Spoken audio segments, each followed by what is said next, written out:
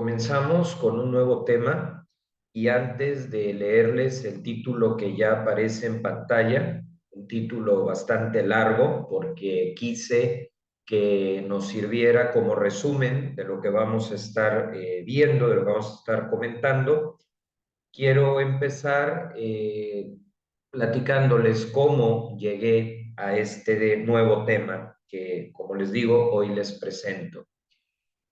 Hace unos días, el sábado en la tarde, hice una escala muy rápida en una librería y me encontré con un libro sobre Blaise Pascal, que tiene un estudio introductorio muy completo por parte de Alicia Villar Escurra. Y bueno, vi que el libro tenía una buena edición, era de pasta, porque a mí realmente son los que más me gustan, y entonces lo compré y recordé pues aquellas clases donde me habían hablado de Pascal y de otros artículos que yo había leído. Entonces, bueno, lo he traído en mente en los últimos días y recordé que el año pasado, justamente en el cuarto centenario del nacimiento de Pascal, que para quien no lo sepa, pues fue un gran científico, pero también un católico muy interesante, que supo también ser filósofo e involucrar los aportes de la filosofía católica y desde ella elaborar una serie de escritos que no tienen hasta cierto punto una secuencia, una continuidad, es difícil acomodarlos.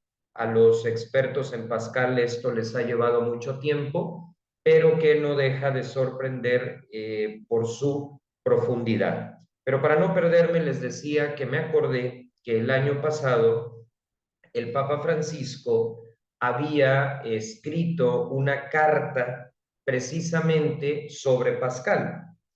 Y es sorprendente en positivo por tres motivos. Lo primero, que no deja de ser una ironía muy interesante de la historia, Pascal tuvo un debate muy fuerte con los jesuitas de su tiempo.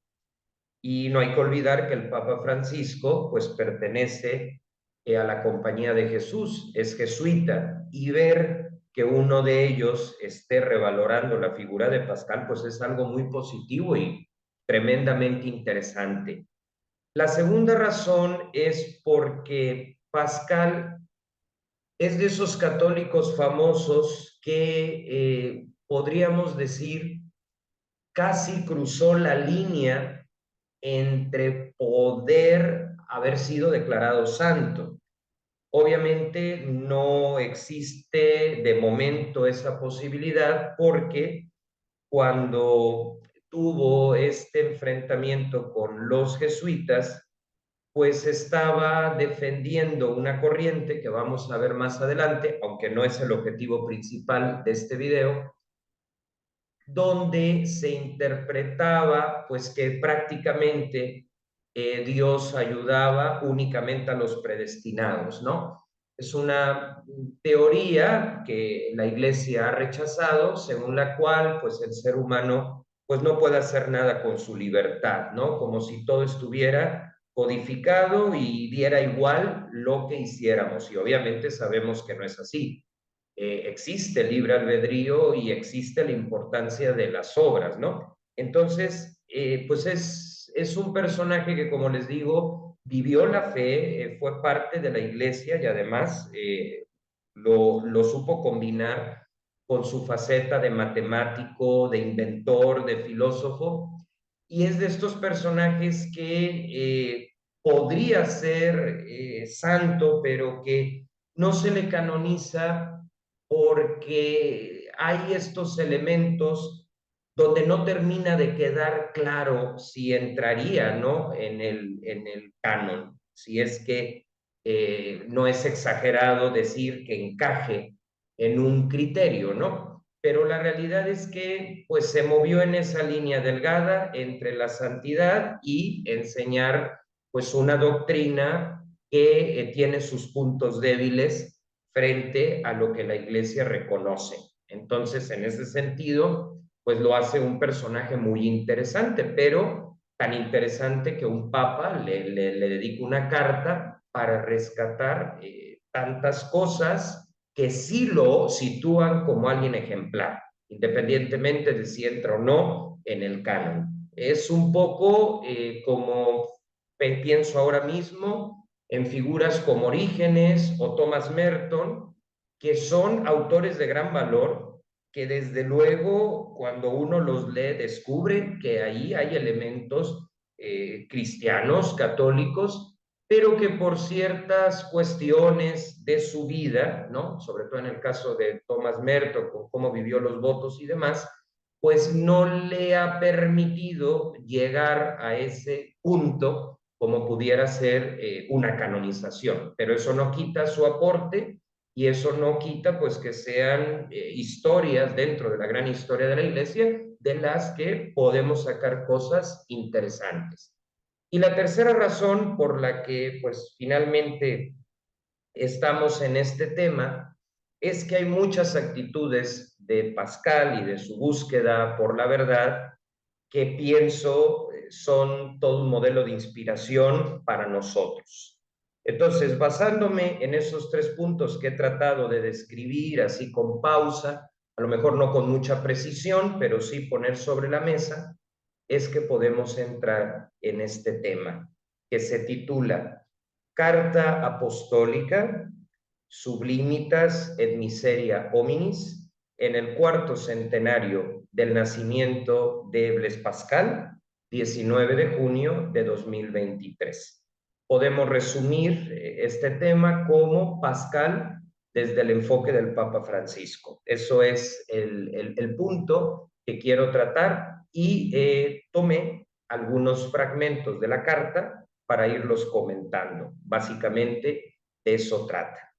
Antes de entrar en el meollo del asunto, pues traigo aquí unos comentarios o unos puntos acerca de la carta que yo le pongo consideraciones. Bueno, primero que nada, muchos de ustedes saben pues que los papas a lo largo de la historia han escrito. O sea, la palabra escrita es muy importante porque marcan la hoja de ruta a seguir por parte de la Iglesia, tanto los que estamos dentro de ella como los que sin estar dentro valoran pues estos documentos porque, bueno, históricamente o normalmente están muy bien hechos. Digo, habrá por ahí alguna excepción, pero en términos generales son muy valorados. Y bueno, dentro de lo que escribe un papa hay toda una clasificación, hay distintos tipos de documentos y en este caso estamos frente a uno de ellos que tiene la denominación de carta apostólica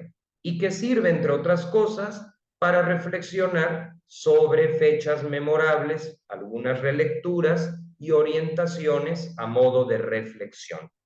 El autor de esta carta apostólica pues es el Papa Francisco, es quien la firma. Obviamente los papas asesoran de un equipo, pero es el autor en tanto que, bueno, ha dirigido el estudio, ha tomado las claves y le ha impreso su originalidad y su firma. Luego, la traducción al español del nombre, ¿sí? Bueno, ustedes saben que el idioma oficial del Estado Vaticano es el latín y esto pues tiene un significado muy especial. Entonces todos los documentos pues llevan títulos en latín. Esta carta pues es Sublimitas et Miseria Hominis y se traduce al español como Grandeza y Miseria del Hombre. Esto está tomado de los escritos que dejó Pascal y de haber sido, digamos, el tema que centró su reflexión como filósofo y como teólogo. Hoy día, tener acceso a traducciones de autores tan importantes como Pascal, que originalmente los fue dejando a modo de manuscrito, muchos de ellos, pues es un lujo el tener la traducción del francés al español, por ejemplo. La fecha de esta carta, 19 de junio de 2023, como ya dijimos, a raíz de que vi esta compilación de Pascal, pues me acordé de que no había leído esta carta. Es breve, se la recomiendo, ahí la voy a agregar como un link. Y el motivo, pues ya lo decíamos, ¿no? El cuarto centenario del nacimiento de Pascal, ¿no? Entonces, bueno, esta es, digamos, la ficha técnica, por decirlo de alguna manera, de la carta sobre Pascal. Y ahora que ya les conté cómo llegué aquí, ahora que ya puse en contexto el documento, pues vamos a ir entrando a lo que más nos interesa, que es el contenido de este documento del Papa Francisco. Y lleva por título esta sección, propiamente, Fragmentos de la Carta para profundizar. El método pues va a ser muy simple, o la técnica, más que otra cosa, yo lo leo y de ahí resalto una o dos ideas a modo de comentario. Sí me parece importante ir leyendo estos fragmentos. Tomé los que encajan con pues, los objetivos de los temas que normalmente tocamos en este canal de teología, filosofía, derecho, ciencias políticas, educación, aunque ahorita, pues lógicamente, va a ir más en la línea de la historia, de la filosofía y de la teología. Entonces, bueno, comenzamos con este primer fragmento. Dice el Papa Francisco: grandeza y miseria del hombre forman la paradoja que está en el centro de la reflexión y el mensaje de Blaise Pascal, nacido hace 4 siglos, el 19 de junio de 1623, en Clermont, en la zona central de Francia. Desde niño y durante toda su vida buscó la verdad. Con la razón rastreó sus signos, especialmente en los campos de las matemáticas, la geometría, la física y la filosofía. Realizó descubrimientos extraordinarios desde muy tierna edad hasta el punto de alcanzar una fama considerable. Pero no se detuvo ahí. En un siglo de grandes progresos en muchos ámbitos de la ciencia, acompañados de un creciente espíritu de escepticismo filosófico y religioso, Blaise Pascal se mostró como un infatigable buscador de la verdad y como tal permaneció siempre inquieto, atraído por nuevos y más amplios horizontes. Bueno, 3 puntos para comenzar. Primero, pues nos sitúa en el contexto histórico. Estamos hablando de la Francia del siglo XVII, en un contexto donde se van dando diversos avances en cuestión científica. El segundo punto es que Pascal va a ser una persona inquieta, nos dice el Papa, atraído por nuevos y amplios horizontes. Esto es muy importante porque existe en nuestro tiempo la idea de que la fe te quita horizontes. Y esto es falso y lo podemos demostrar en Pascal. A mí me tocó hace unos meses en una reunión, pues que una persona pues empezó a contar cómo le había ido en un espacio de la iglesia al que yo también iba. Y entonces, pues narraba que el contenido de lo que nos enseñaban, pues le había quitado la libertad, que le había metido miedo. Y bueno, la realidad es que a mí me sorprendió de dónde se sacó eso, porque yo estaba en tiempo real al mismo tiempo que esta persona y nunca vi ni percibí tal cosa. Si yo lo hubiera percibido, me habría ido de ahí, sin duda. Sin embargo, ¿qué pasa? Que luego admitió pues que lo estaba diciendo desde una experiencia que tuvo, que fue con un grupo pseudo religioso y le dio esta clave de interpretación. Entonces, lo que los dos escuchamos, pues ella lo interpretó pues desde un sentido bastante negativo. Y si somos realistas, muchos comparten la opinión de esta persona, ¿no? De que piensan que la fe te vuelve anticuado, que la fe te vuelve ultraconservador, ¿no? Incluso hay quien lo liga a la derecha. Y pues la realidad es que la fe, digamos, sana, libre de ideologías, es lo que quiero decir, pues sí, te va a llevar a ser conservador para lo que no cambia, para los valores. Por ejemplo, si a mí alguien me dice, eres un conservador de la puntualidad, pues le voy a decir que sí, y que a mucha honra, porque pues gracias a eso, de alguna manera, pues voy sacando adelante mi trabajo, ¿no? Entonces, en algunas cosas sí hay que ser conservadores y en otras progresistas en el sentido de avanzar en la renovación de la forma, pero conservando el fondo, ¿no? Lo que no cambia, lo profundo, la fe, Dios, ¿no? Entonces, creo que este segundo punto es muy importante, o sea, Pascal es alguien inquieto, fue alguien inquieto, alguien atraído por nuevos y más amplios horizontes, dice el Papa, un buscador de la verdad.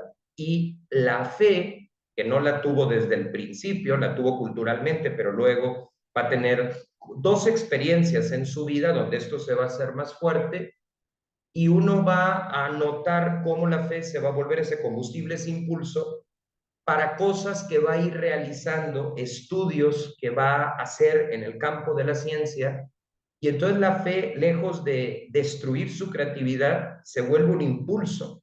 O sea, yo se los estoy probando con hechos históricos ya consumados, ya realizados. Y es que así lo he notado yo. Claro, yo no tengo la capacidad de Pascal, desde luego, pero para mí la fe, la iglesia ha sido potencia, ha sido, sí, no les digo que no me ha tocado conocer alguna que otra persona agria, ¿no? Algún que otro católico cerrado, por supuesto que sí, pero no ha sido la mayor parte de la experiencia. Para mí, la fe me ha hecho salir de mis miedos y de mi zona de confort. Yo, como digo, lo poco, mucho que he arriesgado en el buen sentido, ha sido porque la fe me ha dado ese valor. No, no, no, en ningún momento me ha cerrado horizontes. Entonces, bueno, este es un segundo elemento de Pascal que me parece muy importante. Y lo tercero, este escepticismo filosófico y religioso de que habla el Papa, yo lo veo como algo positivo y yo me atrevería a decir que para que alguien pueda ser un buen católico necesita una etapa previa de escéptico. Es decir, yo en este momento, y creo que, y espero que hasta el final de mi vida, pues yo me voy a mantener en esta fe, ¿sí? Con la ayuda, lógicamente, de Dios, de las personas, no soy autosuficiente. Sin embargo, antes de haber llegado a hablar de estos temas y de profundizar en la fe, yo he sido escéptico, ¿sí? ¿Y en qué sentido? En que, pues, por ejemplo, digo, habrá quien le parezca algo raro, pero yo cuando tuve uso de razón, dije, bueno, ¿cómo sé cuál es la fe que a mí me convence? Y un amigo tenía un libro, ¿no? De varios enfoques religiosos. Yo lo leí, investigué de cada una, un profundo respeto por cada cual, pero lo que, después de haber investigado, quiero decir, lo que a mí me convenció fue que en el cristianismo, en la fe católica en concreto, Dios entra en la historia y se hace visible, se hace accesible. O sea, no se queda en las alturas, baja, entra en la historia, ¿no? Bueno, a lo que voy.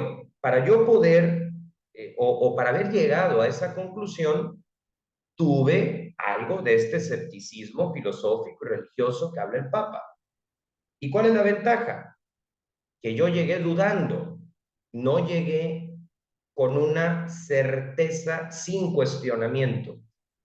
Cuando tú llegas dudando y no te quedas en la duda, sino que llega un momento en que despejas la X y ya te convences, que fue mi caso, estoy convencido, eh, no es lo mismo una fe que nunca fue cuestionada que una fe que se ha cuestionado. ¿Sí? Esto es importante. Entonces, creo que esto que en Pascal se da un escepticismo, además propio de su época, es sano. Pero quiero subrayar, no defiendo un escepticismo permanente, no. Yo creo que hay que dar, cuando tienen los elementos, yo los tuve, de ser creyente y ser un católico, no solo cultural, sino convencido, sano, ¿sí? Sin fanatismo ni cosas que lo echen a perder, pues hay que dar el paso. Pero también debe de existir, ya una vez que das el paso, ya una vez de que te convences, debe existir otro tipo de escepticismo. Ya no es el escepticismo sobre Dios o lo que enseña la iglesia. Eso ya lo aceptas, ya le encontraste un sentido, ya está. Se acepta el dogma, lo que es. Pero tiene que haber otro escepticismo respecto a nuestra persona. ¿En qué sentido? En que pues yo todos los días tengo que ser escéptico en el punto de no considerarme ya un proyecto hecho y derecho de creyente, sino que todos los días yo tengo que ser un tanto escéptico sobre si esto que estoy entendiendo que viene de Dios realmente viene de Él, o sobre mi forma de comportarme. Bueno, es válido ser escéptico. Escéptico quiere decir, pues, que empiezas a revisar y que haces los ajustes, pero sobre una certeza que ya tienes y que es la fe. Entonces, me parece que toda esta reflexión en este primer fragmento nos puede dar pistas, no solo de historia, porque en el primer punto estuvimos hablando siglo XVII, la zona central de Francia, ¿sí?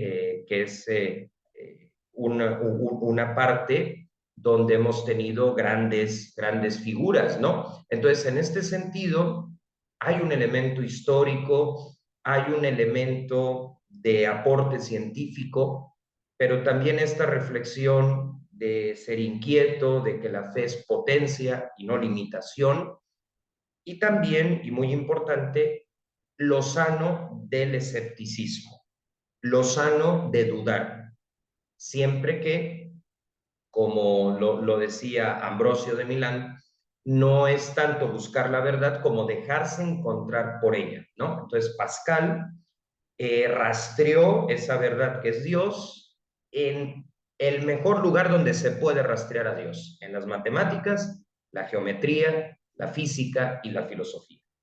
Y esto es un punto importante, porque a veces queremos buscar a Dios en un sentimentalismo inducido, donde si no aplaudimos y no cantamos y tal, pensamos que ahí no está. A ver, no está mal expresar físicamente nuestro aprecio por Dios, pero yo pienso que el lugar donde se le ve más claro es precisamente en las matemáticas, la geometría, la física y la filosofía.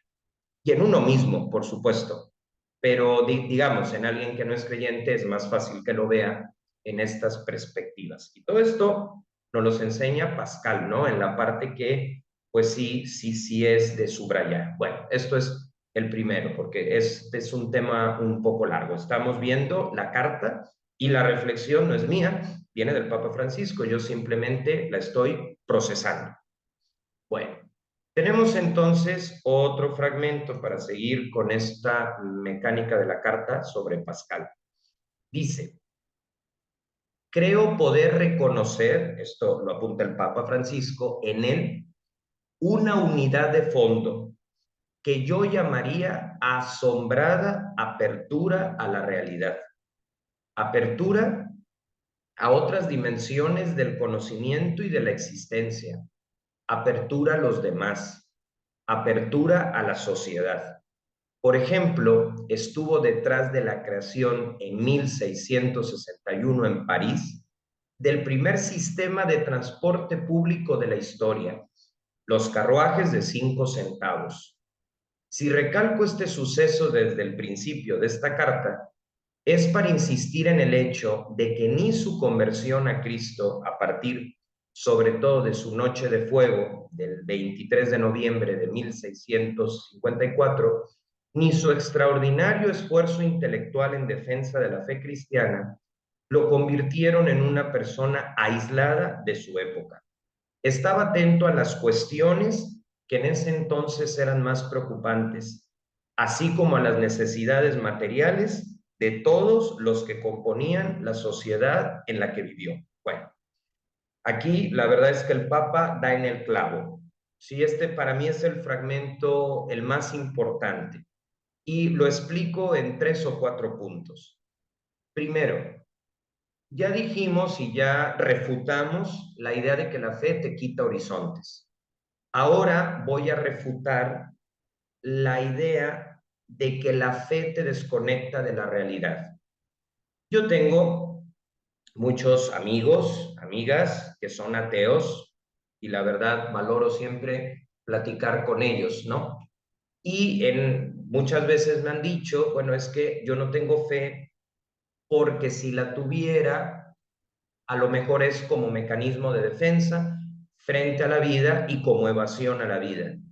Y aunque esa sea su postura, pues el Papa nos dice que no es así. O sea, dice, ni su conversión, ni su vida intelectual, ni su defensa de la fe cristiana, porque en tiempos de Pascal varios científicos y en general la sociedad pues estaba cuestionando si valía la pena seguir con la cuestión de Dios y Pascal dice, claro que vale la pena. Pero el primer punto es ese, o sea, la fe no es negar las dificultades de la vida, la fe no es encerrarte en un caparazón y no enterarte de lo que sucede en la economía, en la política, en la arquitectura, en el derecho, no. Y si te está pasando eso, no es fe. En dado caso, es pensamiento mágico. Y dirán, ¿pero cuál es la diferencia? ¿Pero qué no hay diferencia entre la fe y el pensamiento mágico? No, porque el pensamiento mágico lo produces tú, en cambio la fe te viene de fuera. Es de lo externo a lo interno, porque no naces sabiendo de Jesús, no naces conociendo su reflexión y todos estos escritos, ¿no? Entonces, a lo que yo voy con esto es que el Papa Francisco habla de que Pascal practica una asombrada apertura a la realidad. Y este contacto con la realidad quiere decir que si la fe no te hace más real, si la fe no te acerca a las realidades como pueden ser las situaciones objetivas de injusticia, no es fe, aunque creas tenerla. O sea, una fe como mero mecanismo de defensa no es fe.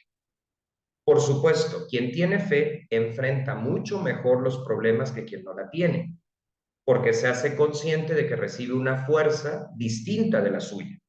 Por supuesto, la fe te ayuda a vivir mejor, te ayuda a vivir más feliz, te hace más fuerte, no hay duda, pero no simplemente por un pensamiento, sino por una fuerza que tú recibes, por ejemplo, a través de la comunión. Claro, esto hay que experimentarlo para creerse, ¿no? Entonces, la fe es apertura a la realidad personal, a la realidad histórica, a la realidad colectiva. Quien niega lo que le está pasando no tiene fe. Lo que tiene es una actitud de evasión. Esto es lo primero que apunta el Papa y me parece perfecto. Lo segundo, existe la idea, pero también el riesgo de que nos volvamos, sí, muy cultos, sí, muy de leer, sí, católicos muy preparados, y está bien serlo. Ojo, este canal lo promueve. Sin embargo, puede existir un riesgo ahí si no estamos atentos, y por eso el Papa lo pone como un segundo punto. Y es el riesgo de volverme un intelectual pero despreocupado de lo que le pasa a los demás. Y eso hay que tener mucho cuidado de no caer en ello. Y por eso pone como modelo a Pascal, porque Pascal fue un intelectual en todo el sentido de la palabra, pues inventó el primer sistema de transporte público como lo entendemos hoy, y, y al mismo tiempo lo hizo para responder a una necesidad de los demás. Es decir, la necesidad de los demás, la conciencia de lo que el otro necesita, le activó su capacidad creativa, su capacidad de invención. O sea, puso su intelecto al servicio de sí mismo, que es válido, pero no solo, sino de la sociedad. Entonces, la fe no le apartó de los problemas de su tiempo, le conectó con ellos. La fe no le hizo encerrarse en un caparazón, sino dar un salto, es un sentido figurado al hablar, a la realidad. Y entonces, como le preocupó lo que sucedía en su entorno, que era imposible prácticamente transportarse, lo hacían caminando o a veces en una especie de carretas que eran incomodísimas, basta leer los relatos de cómo Teresa de Ávila hacía los recorridos y acababa toda dolorida, porque pues el transporte era terrible, ¿no? Y entonces, ¿qué pasa? Que la necesidad de la sociedad en la que vivía provocaba en él una respuesta inteligente. Y muchas veces corremos el riesgo de encerrarnos en nuestras propias ideas y de creernos muy inteligentes o muy cultos por encerrarnos en nuestras ideas, cuando en realidad el estudio, la preparación, para que no se enferme, necesita de una vacuna. Y esa vacuna es el interés de lo que sucede a nuestro alrededor. A mí me gusta leer mucho, a mí me gusta meterme a cursos y todo eso. Mi forma de que esto no se vuelva encierro es dar clases, porque así lo que yo recibo lo doy. ¿Sí? No me pongo como ejemplo, ni mucho menos. Esa es una de las razones por las que yo digo, a ver, bueno, ¿por qué voy a comprar este libro? Nada más va a ser para mí, ¿no? O sea, me va a dar un buen momento, pero yo voy a hacer un eco de ese momento y no lo voy a guardar en mi cajón. O sea, va a trascender. Bueno, este es el segundo punto que nos plantea el Papa y por eso dice, estaba atento a las cuestiones que en ese entonces eran más preocupantes. Y el tercer punto que quiero tocar es, la sociedad actual muchas veces no sabe que varias de las cosas que disfruta tuvieron su origen en un católico o en una católica. ¿Sí? Hoy existe, y sin ponernos de víctimas, porque no se trata de eso. Eso da flojera, el ponerse de víctima. Existe una tendencia a despreciar todo lo que lleve el sello de católico porque se aparecen estas imágenes, pues de algunas personas que a lo largo de la historia lo interpretaron mal e hicieron cosas totalmente indebidas, ¿no? El caso de los abusos sexuales en la iglesia, por ejemplo, una monstruosidad. Entonces hay quien asocia, pero no se da cuenta que ese tipo de bueno, crímenes, hay que decirlo con todas las letras, no son por haber sido católicos. Eso hay que dejarlo claro. O sea, ser católico es una cosa y ser un monstruo es otra. ¿Sí? Entonces, ¿qué trato de decir con esto? Que hay que difundir en plan interesante, con congresos, con foros, etcétera, todo el aporte de tantos católicos que en diferentes épocas han aportado. Por ejemplo, Pascal, pionero del primer transporte público de la historia y también es el pionero de un dispositivo que dio origen a la calculadora que tenemos en el celular, en el móvil, etcétera. Y también ahora que se está desarrollando la inteligencia artificial, varios coinciden que Pascal, un católico, fue uno de los primeros en sentar las bases de lo que hoy es la IA o la inteligencia artificial. Entonces, esto es lo que tendría que enseñarse también en una clase de religión, ¿sí? En las universidades en general, pero específicamente en las católicas. Esto hay que enseñarlo porque entonces la gente, aparte de que se va a enterar de datos históricos, que va a crecer en cultura general, puede abrir su mente y darse cuenta que detrás del descubrimiento de la genética moderna había un católico, ¿sí?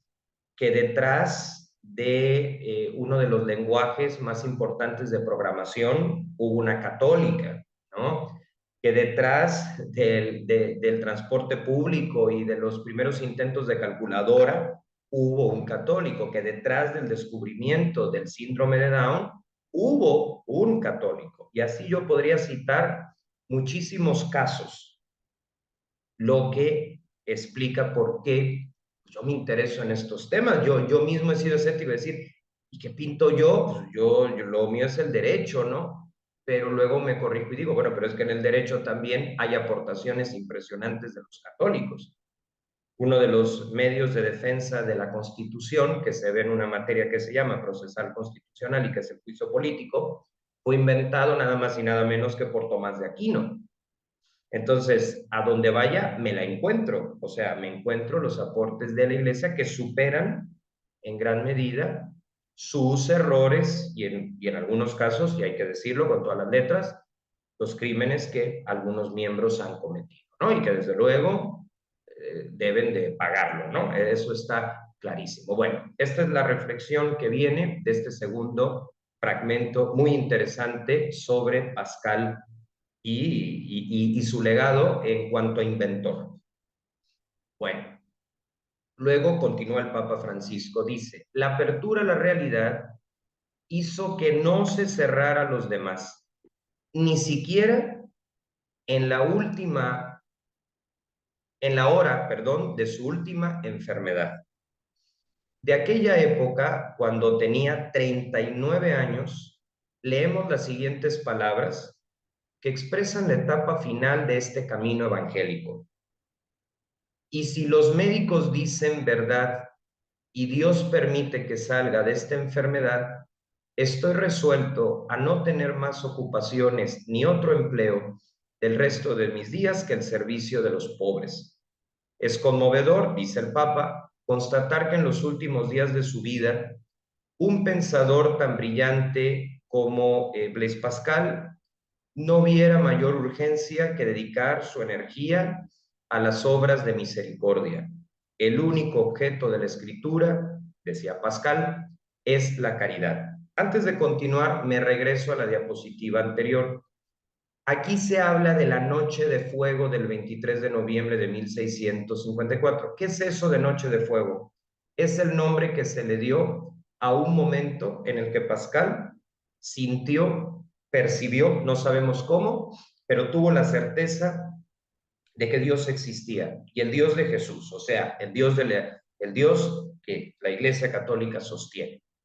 Ese es un momento importante en su vida, se llama Noche de Fuego, bueno, por el lenguaje que él utilizaba y porque lo podemos entender como que su fe se activó, se avivó. Bueno, derivado de eso, podemos abordar pues que todo esto que escribe Pascal, o sea, Pascal escribe muchísimo sobre la fe cristiana, la fe católica, sobre la iglesia, sobre la importancia de creer, le aclara a sus contemporáneos que se puede ser científico y se puede ser creyente, lo que yo he dicho hasta la saciedad en este canal, y en medio de esto, pues nos dice, y si Dios permite, pero también los médicos. O sea, esto es muy interesante. Hay pacientes de que todos se lo atribuyen a Dios o que todos se lo atribuyen a la fe. Y yo siempre he dicho, no, no, es Dios y el médico, porque Dios le da la capacidad al médico de razonar y puso en la naturaleza los elementos necesarios para el tratamiento. Entonces, claro, Dios está por encima de todos, ¿no?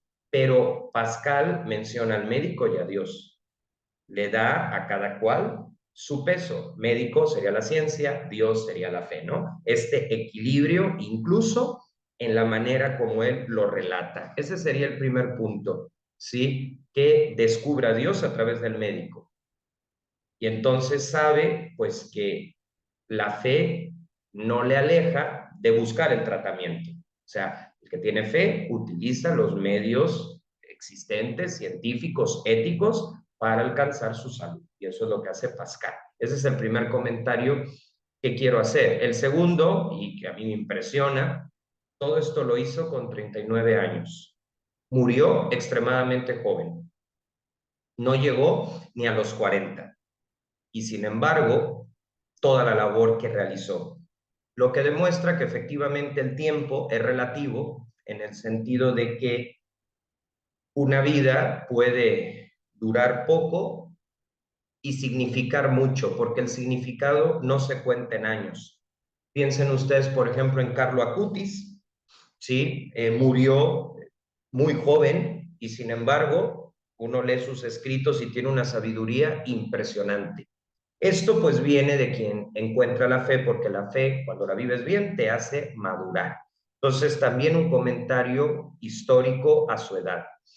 Luego, el tercer comentario, no tener más ocupaciones ni otro empleo el resto de mis días que el servicio de los pobres. Esto es muy importante porque no podemos negar que el problema de la pobreza nos interpela. Claro, muchas veces ha sido mal abordado. El marxismo, por ejemplo, lo abordó mal. Y hoy tendríamos que pensar cuál es la hermenéutica adecuada para responder al problema de la pobreza y usar toda esta capacidad tecnológica que tenemos ahora para enfrentar este tema. Y yo creo que aquí también Pascal nos pone sobre la mesa esta demanda social. Y Pascal nos dice, pues, que debemos de enfrentarla, debemos de ayudar a resolverla, pero hay que saber cómo, porque muchas veces existe buena intención, pero con todo y la buena intención solo se agrava. Y aquí es donde hay que tener cuidado, o sea, el modelo económico debe considerar no solo la intención de erradicar la pobreza, sino encontrar los cauces adecuados, y aquí tiene que ser interdisciplinar para poderlo conseguir. Y un último punto donde Pascal, al final de su vida, pues resume toda su visión, toda su idea sobre la fe con esta frase: el único objeto de la escritura es la caridad. Les hago como la traducción a palabras más simples. Cuando él dice escritura se refiere a la palabra de Dios, a los evangelios. Y la palabra caridad significa amor. Entonces aquí se puede entender como el único objeto de la Biblia, pues es el amor. Pero claro, no estamos hablando de un amor cursi, de andar haciendo dinámicas de integración a cada 5 minutos, o de ser infantiles, porque a veces el infantilismo se nos mete en la iglesia y vemos a gente de 30, 40 años que pues llega al retiro y no deja de reírse en todo el retiro, que está muy bien tener buen humor, pero si no puedes tomarte con seriedad pues, un retiro con las preguntas profundas que hay ahí, pues así como que muy creyente no va la cosa, ¿no? Entonces, aquí Pascal pues nos muestra esto, ¿no? No se desanima en su última enfermedad, acude al médico como debe de ser, reconoce el papel de Dios y el papel de la medicina, el de la fe y la razón, pone sobre la mesa que quiere pasar los últimos días de su vida al servicio de los pobres, y nos recuerda pues que la fe no debe de ser complicada, sino que el único objeto de la escritura, son palabras de Pascal, que el Papa retoma, es la caridad. Bueno, seguimos. Continúa el Papa: si Blaise Pascal es capaz de conmover a todo el mundo, es porque habló de la condición humana de una manera admirable. Sería engañoso, sin embargo, ver en él solamente a un especialista en moral humana, por muy brillante que fuera. El monumento formado por sus pensamientos, algunas de cuyas fórmulas aisladas se han hecho célebres, no puede ser verdaderamente comprendido si se ignora que Jesucristo y la Sagrada Escritura son a la vez el centro y la clave. Pues si Pascal comenzó a hablar del hombre y de Dios, fue porque había llegado a la certeza de que no solamente no conocemos a Dios más que por Jesucristo, sino que no nos conocemos a nosotros mismos más que por Jesucristo. No conocemos la vida, la muerte, más que por Jesucristo. Fuera de Jesucristo no sabemos lo que es nuestra vida, ni nuestra muerte, ni Dios, ni nosotros mismos. De esta suerte, sin la escritura que solo tiene Jesucristo por objeto, no conocemos nada y solo vemos oscuridad. Esto lo resumo en un punto. Pascal se dio cuenta que la contraseña, para usar un lenguaje actual, que permite accesar al conocimiento es Jesús. Esto no significa que no haya que estudiar, esto no significa que no haya que hacer los experimentos que él hizo, pero Pascal descubre que para poder conocer a profundidad, para poder entrar, digamos, en la creación, hay que conocer al rostro visible del creador, al rostro visible del diseñador, al rostro visible de la causa primera, que es Jesús. O sea, que la fe católica le ayudó a Pascal a interpretar la realidad y a tener esa sabiduría. Pensamientos es una serie de escritos que nos dejó Pascal. Uno los lee y dice, pues esto es sabio. Pero ¿de dónde le viene esa sabiduría? De una conclusión, que no es una conclusión fanática porque viene de un científico. Eso es lo que yo comento como clave de este texto. Vamos a pasar ya a los últimos. Dice el Papa Francisco, como cristianos debemos mantenernos alejados de la tentación de presentar nuestra fe como una certeza indiscutible que se impone a todos. Pascal ciertamente tuvo la preocupación de hacer saber a todos los hombres que Dios y la verdad son inseparables, pero sabía que el acto del creyente es posible por la gracia de Dios recibida en un corazón libre. Él, que por la fe había tenido el encuentro personal con el Dios de Abraham, Dios de Isaac, Dios de Jacob, no de los filósofos y de los sabios, reconoció en Jesucristo el camino, la verdad y la vida. Esta es la razón por la que les propongo a todos los que quieran seguir buscando la verdad, una tarea, nos dice el Papa, que nunca termine en esta vida, que escuchen a Blaise Pascal, hombre de inteligencia prodigiosa, que quiso recordarnos cómo fuera de los objetivos del amor no hay verdad que valga la pena. No hacemos un ídolo con la verdad misma, porque la verdad sin la caridad no es Dios, y es su imagen y un ídolo al que no hay que amar ni adorar. Bueno, en mi opinión, este es el párrafo más complicado de la carta del Papa Francisco, porque causa conflicto esta frase, presentar nuestra fe como una certeza indiscutible. A ver, pues aquí alguno me dirá, pero pues si no hay certeza, entonces no hay fe. ¿Qué pasa aquí con lo que el Papa quiere decir? Yo analizando el estilo que tiene el Papa Francisco al comunicar y en sus discursos, entiendo que aquí no está negando que la fe es certeza, porque obviamente lo es.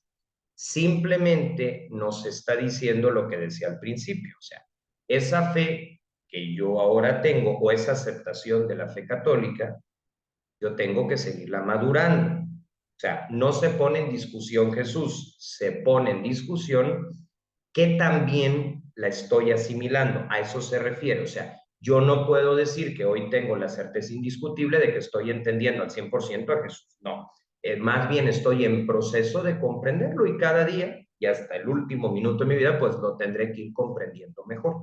Ese es el sentido, para que nadie se escandalice y que no se malinterpreta al Papa, que aquí está diciendo algo totalmente correcto, ¿sí? Esa fe tuya, pues no puede ser indiscutible. Jesús sí, pero tu forma de irlo asimilando no, porque puede mejorar y por lo tanto es discutible. Y además advierte que no la podemos imponer. Y esto hay que entenderlo. No nos toca imponer la fe, ¿sí? Pascal mismo nos dice que tiene que venir de la libertad. O sea, Pascal sí quiso que las personas de su tiempo conocieran la fe y su deseo era que la aceptaran.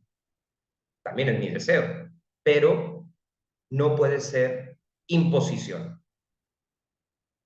Yo esto siempre lo digo a los alumnos o cuando doy una plática. Si alguien en la iglesia te dice, tú debes elegir este estilo de vida, váyanse de ahí, porque no nos toca eso, nos toca, si la persona lo pide, dar herramientas para ver cómo puede encontrar su lugar en el mundo y en la iglesia. O sea, nos toca darle las herramientas para que encuentre su vocación, pero no somos nosotros quienes le damos a modo de etiqueta su vocación. Entonces, mi fe, pues yo la vivo, la doy a conocer, por ejemplo, en este canal, pero no obligo a nadie a que se suscriba. Digo, por supuesto, agradezco al que se suscribe porque es lo que permite que esto tenga algún sentido. Pero si se dan cuenta, yo no soy de pedir suscriptores. El que lo hace, adelante, libremente, y se lo agradezco, claro. Pero es eso, no es imponer, es proponer. Y me dirá alguno, bueno, pero ¿quién impone hoy día la fe? Bueno, a lo mejor ya no es esa imposición que veíamos en otros momentos de la historia, pero hay las imposiciones finas que pueden ser tan peligrosas como las que algún día vimos. Por ejemplo, personas que mandan cadenas de oración por mensajería, por el chat, y que encima lo hacen a las tantas de la madrugada, eso es un tipo de imposición, porque nadie te está pidiendo que las mandes, y a la hora que las mandas, pues cae mal. Entonces es un tipo de imposición. Yo, la verdad, más bien creo que uno tiene que unirse voluntariamente, ¿sí? Por supuesto, proponerlo sí, o sea, a ver, como católicos hay que proponer nuestra fe, como católicos hay que evangelizar, o sea, eso nos toca, ¿sí? Pero una cosa es proponer y otra cosa es imponer, ¿sí? Yo, por ejemplo, cuando me toca, no sé, estar en algún espacio y salen estos temas, yo les digo, miren, yo les comparto y les comento esto, A, B, C, D. Cada quien es libre de tomarlo o dejarlo, y ya está. Yo hice mi propuesta y dejo la libertad y el espacio al otro. Y al que le interesa, bueno, ya hará el contacto, el vínculo y, bueno, le puedo ayudar, ¿no? Entonces, esto es lo primero. Y lo segundo, la verdad sin la caridad no es de Dios. A ver, ¿esto qué quiere decir? Los católicos la tenemos un poco complicada porque, pues frente a los temas polémicos, pues nos toca, por nuestra fe, presentar una perspectiva crítica. Y eso está bien, porque tampoco se trata de decir a todo que sí, y hoy me conviene esto, mañana lo otro, no. El problema está, y aquí Pascal lo dice, o sea, no, o sea, di la verdad, pero cuida el modo. Hay personas que, en el nombre de la verdad, destruyen individuos, destruyen su autoestima, excluyen. Eso no es decir la verdad. La verdad es primero recibir a la persona tal y como viene, con su historia, y ya sobre esa base, y hasta donde la persona lo permita, ir dando pasos. Porque los que insultan, porque pues alguien tiene un comportamiento que no se ajusta con la iglesia, no está diciendo la verdad. Porque como dice Pascal, como dice este texto, la verdad sin la caridad no es Dios. Es tu forma de ser y tu idea equivocada de sentirte superior. Entonces, a ver, yo no estoy diciendo, si alguien a mí me pregunta qué opina el Catecismo de la Iglesia sobre esta problemática, pues bueno, hay que dar la respuesta tal cual. Pero eso no quiere decir prohibir la entrada, eso no quiere decir ofender, eso no quiere decir denigrar, eso no quiere decir excluir. Eso debe de quedar claro, ¿no? Bueno, eso en cuanto a esta parte de la carta. Ya casi acabamos. Cuando su madre murió en 1626, Blaise Pascal tenía 3 años. Etienne, su padre, jurista de renombre, o sea que era abogado, también era conocido por sus notables aptitudes científicas, particularmente en matemáticas y geometría. Decidiendo educar él solo a sus 3 hijos, Jacqueline, Blaise, o sea, Pascal, Gilbert, se trasladó a París en 1632. Desde muy temprana edad, Blaise mostró una mente excepcional y un alto nivel de exigencia en la búsqueda de la verdad, según lo relata su hermana Wilbert, es su biógrafa de hecho, y dice, desde su infancia solo podía decidirse a aceptar lo que le parecía evidentemente cierto.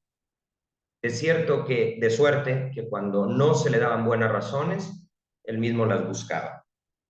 Un día el padre sorprendió a su hijo enfrascado en investigaciones de geometría y pronto se dio cuenta de que sin saber que estos teoremas existían en los libros con otros nombres, Blaise a la edad de 12 años había demostrado completamente solo, trazando figuras en el suelo, las 32 primeras proposiciones de Euclides, un gran matemático. Su hermana recuerda entonces que su padre quedó espantado de la grandeza y de la fuerza de aquel talento. Bueno, Aquí no hago más comentario, es una anécdota que refuerza que se puede ser creyente y se puede ser científico. Luego, en 1642, a los 19 años, inventó una máquina de aritmética antecesora de nuestras calculadoras. Pascal es sumamente estimulante para nosotros, nos dice el Papa, porque nos recuerda la grandeza de la razón humana y nos invita a utilizarla para descifrar el mundo que nos rodea. Muchos de los escritos de Pascal son en gran medida filosóficos, en particular sus pensamientos, ese conjunto de fragmentos publicados póstumamente, que son las notas o borradores de un filósofo impulsado por un proyecto teológico, cuya coherencia y orden originales los investigadores se esfuerzan en reconstruir, no sin variaciones. El amor apasionado a Cristo y el servicio a los pobres que mencioné al principio no eran el signo de una ruptura en el espíritu de este discípulo audaz, sino el de una profundización hacia la radicalidad evangélica, una progresión hacia la verdad viva del Señor con la ayuda de la gracia. Igual esto ya no hace falta comentarlo porque el Papa lo deja con total claridad y confirma lo que hemos dicho hasta el momento. Luego, continúa el Papa, para comprender plenamente el discurso de Pascal sobre el cristianismo, es necesario, por tanto, estar atentos a su filosofía. Él admiraba la sabiduría de los antiguos filósofos griegos, capaces de sencillez y tranquilidad en su arte del buen vivir como miembros de una polis. Bueno, esto no solamente se da en Pascal, en la historia de la Iglesia tenemos a muchos filósofos y filósofas católicos, católicas, que han retomado los grandes aportes de Sócrates, de Platón y Aristóteles, entre otros, como búsqueda de la argumentación acerca de Dios. Por ejemplo, San Agustín, que retoma a Platón, o Santo Tomás de Aquino, que retoma a Aristóteles. Y Pascal, pues retoma a esta tradición griega y, bueno, desde ahí desarrolla su proyecto. Retomo lo que dice el Papa Francisco. Como recordaba San Juan Pablo II en su encíclica sobre la relación entre fe y razón, filósofos como Blaise Pascal se distinguieron por su rechazo a toda presunción, así como por su elección de una postura hecha de humildad y de valentía. Experimentaron que la fe libera la razón de la presunción. Antes de la noche del 23 de noviembre de 1654, esto es claro, Pascal no duda de la existencia de Dios. Sabe también que este Dios es el bien supremo. Lo que le falta y lo que espera no es un conocimiento, sino un poder. No es una verdad, sino una fuerza. Bueno, aquí el Papa Francisco retoma a uno de sus predecesores, Juan Pablo II, a quien le debemos el acento que puso en los derechos humanos, en la dignidad de la persona humana, y la corriente vinculada al personalismo, ¿no? Y entonces él escribe una encíclica, Fides et Ratio, donde nos recuerda, y le recuerda al mundo de hoy, en aquel momento camino al nuevo milenio, la necesidad de mantener el diálogo entre la fe y la razón. Por eso la Iglesia tiene colegios, universidades, bibliotecas de archivos. Bien, ya vamos terminando y ahora cita a otro grande y muy querido también en nuestro canal. Dice el Papa Francisco: en palabras de Benedicto XVI, la tradición católica, desde el inicio, ha rechazado el llamado fideísmo, que es la voluntad de creer contra la razón. En esta línea, Pascal está profundamente apegado a la razonabilidad de la fe en Dios, no solo porque el espíritu no puede ser forzado a creer lo que él sabe que es falso, sino porque si ofendemos los principios de la razón, nuestra religión será absurda y ridícula. Pero si la fe razonable también es un don de Dios y no puede imponerse, no se demuestra que debamos ser amados sometiendo a método las causas del amor. Sería ridículo, señala Pascal con la finura de su humor, estableciendo un paralelismo entre el amor humano y la forma en que Dios se nos manifiesta. Nada más que el amor que se propone, pero no se impone. El amor de Dios nunca se impone, lo que ya decíamos hace un momento. Jesús dio testimonio de la verdad, pero no quiso imponerla por la fuerza a los que le contradecían. Esta es la razón por la que hay suficiente luz para aquellos que solo desean ver y bastante oscuridad para aquellos que tienen una disposición contraria. Bueno, en resumen y en síntesis, sí hago un comentario de esto. El fideísmo, nos dice el Papa Francisco, citando a Benedicto XVI, otro monumento de la razón y del vínculo con la fe, nos dice que no se puede ser católico y rechazar la ciencia. Eso es lo que básicamente nos está diciendo. Por ejemplo, si una persona está enferma y en vez de acudir al médico, se queda en su casa y dice, Dios me va a curar, pero no hace nada para curarse, esa es una actitud fideísta y es una actitud anticatólica. O sea, ve al médico y pídele a Dios de que te ayude. Eso es lo normal, es lo sano. Porque si Dios ha dado la ciencia, pues ¿quién eres tú para saltártela? Eso es básicamente lo que retomamos de esta explicación tan amplia. Y luego nos dice el Papa Francisco, antes de concluir, es necesario mencionar la relación de Pascal con el jansenismo. Una de sus hermanas, Jacqueline, había entrado a la vida religiosa en Port-Royal, en una congregación cuya teología estaba fuertemente influenciada por Cornelius Hansen, conocido como Jansenio, que había escrito un tratado, el Augustinus, publicado en 1640. Después de su noche de fuego, Pascal fue a hacer un retiro a la abadía de Port-Royal en enero de 1655. Pero en los meses siguientes, una importante y antigua controversia que oponía los jesuitas a los jansenistas que profesaban las ideas del Augustinus, volvió a aparecer en la Sorbona, la Universidad de París. La controversia trataba principalmente sobre la cuestión de la gracia de Dios y sobre la relación de la gracia con la naturaleza humana, en particular con el libre albedrío. Pascal, aunque no pertenecía a la congregación de Port-Royal, ya no era un hombre de partido, no soy de Port-Royal, estoy solo, escribió. Fue encargado por los jansenistas, especialmente por sus grandes dotes de retórica, para que los defendiera. Así lo hizo en 1656 y 1657, publicando una serie de 18 cartas denominadas provinciales. Bueno, aunque dijimos que no era este el objetivo principal de este video, sí hay que mencionar. Pascal tuvo un problema, un conflicto. Aquí había, no es el término correcto, pero para que se entienda, había dos bandos, dos grupos, los jesuitas y los jansenistas. Los jesuitas defendían que, si bien es cierto que nos salvamos por la ayuda de Dios, también hay un nivel de cooperación del ser humano a través de las obras para alcanzar esa salvación.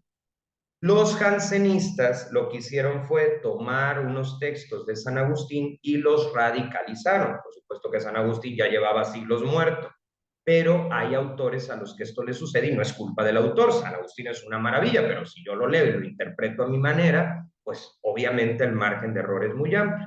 Entonces los jansenistas hablaban de que había gente predestinada, o sea que prácticamente Dios ya sabía o decía tú sí, tú no. Y eso, pues obviamente la iglesia no lo acepta, porque ¿dónde queda la libertad humana? Pues el tema es que los jansenistas pues le pidieron a Pascal, un gran intelectual, pues que refutara la actitud de los jesuitas. Y entonces se hace un debate y esto es, digamos, la nota en el expediente de Pascal y que ha impedido su canonización. ¿Sí? ¿Por qué? Porque Pascal tuvo un lapso con estas 18 cartas donde, y eso nos puede pasar a cualquiera, pues malinterpretó la fe. ¿Sí? Entonces, ¿cómo reflexionamos esto? Un católico que se decantó por una postura no católica. Bueno, yo lo veo como no un pecado, sino un error. Y como errores tenemos todos, pues digamos que fue un momento en su vida del que podemos rescatar algunas cosas positivas, como por ejemplo, pues que en la iglesia existe el diálogo y existe el debate y que no nos tenemos que espantar cuando eso suceda. Eso es lo que yo rescato de pues esta controversia que hubo entre estos dos grupos, y también el Papa afirma más adelante en la carta que al final de su vida Pascal fortalece su postura católica y ya no se aferra tantísimo a esta cuestión de Cornelius, ¿no? Entonces, pues en ese sentido, evita tomar partido, como él mismo lo anotó, y aunque tuvo este bache, que nos habla pues de una iglesia que hace debate y además en una maravilla de institución como la Sorbona. Bueno, continúa el Papa y con esto ya vamos a cerrar. Pascal, como fiel laico, experimentó la alegría del Evangelio, cuyo espíritu quiere fecundar y sanar todas las dimensiones del hombre y reunir a todos los hombres en la mesa del reino. Cuando compuso en 1659 su magnífica oración para pedir a Dios el buen uso de las enfermedades, Pascal era un hombre pacificado que ya no se dedicaba a la polémica ni tampoco a la apologética. Estando muy enfermo y a punto de morir, pidió comulgar, pero no le fue posible de inmediato. Entonces rogó a su hermana: ya que no puedo comulgar con la cabeza, quisiera comulgar con los miembros, y tenía un gran deseo de morir en la compañía de los pobres. Se dijo de él, poco antes de su último aliento, el 19 de agosto de 1662, que moría con la sencillez de un niño. Tras recibir los sacramentos, sus últimas palabras fueron: que Dios no me abandone jamás. O sea que tiene estos años de controversia, pero luego descubre que su fe católica está por encima de la controversia inicial, y entonces habla de unidad con la iglesia, y eso lo hace un grande. O sea, un buen católico que pues nunca tiene ningún conflicto, ninguna dificultad, no le daría yo la categoría de santo. En cambio, el que se equivoca, pero en la equivocación descubre canales para regresar a la unidad, para mí, ahí sí hay santidad. Y esto pues es un elemento importante de Pascal. ¿Con qué nos quedamos en conclusión? 3 puntos finales. Primero, Pascal nos enseña que se puede ser creyente y al mismo tiempo una persona interesada en los problemas de su entorno. Por eso es pionero del transporte público, por eso es pionero de lo que luego será la calculadora e incluso la inteligencia artificial. Lo segundo es que la vida de fe es como una montaña donde el carrito sube y baja, ¿sí? No es lineal, y precisamente en lo no lineal pues se descubre la fe de las personas, si está arraigada o no, y en el caso de Pascal sí que lo estuvo. Y lo tercero, pues qué importante es llegar a ser exitoso, llegar a construir un patrimonio, llegar a algo en la vida, pero como Pascal, sin perder la humildad, la sencillez y, lo más importante, sin dejarse marear por el éxito. O sea, el éxito del éxito es poder llegar con esta certeza, que Dios no me abandone jamás, porque cuando tú reconoces a Dios, no te desprecias, simplemente te ubicas en un buen lugar, pero un lugar que no pretende el ridículo de opacar pues a la causa de todo lo que existe, ¿no? Entonces, en este sentido, creo que a las personas, a los estudiantes, conocer a Pascal, que tuvo una vida accidentada, que tuvo una vida de búsqueda, que a pesar de que enfrentó las enfermedades muchas veces en su tiempo, apenas sentía algo de salud, se pone a investigar, puede despertar de la apatía y motivar ser una vida interesante, que eso es lo importante, que nos inspire, que nos saque de nuestra zona de confort, que nos ponga en camino, y pues que cada uno desde sus habilidades y talentos pues sea una mejor versión y pueda seguir aportando. Pues nos quedamos hasta aquí con esta relectura de la vida y obra de Pascal desde el enfoque de esta carta que hemos podido profundizar.